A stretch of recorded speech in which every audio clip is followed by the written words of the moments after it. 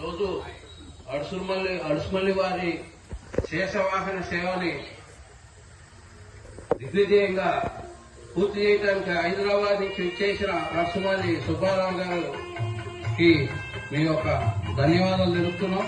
వారికి మన అర్జున్ గారికి సత్కారం, అలాగా వెంకట సత్యనారాయణ గారు కృష్ణుడు పాత్ర గారికి సత్కరించవలసిందిగా కోరుతున్నాం.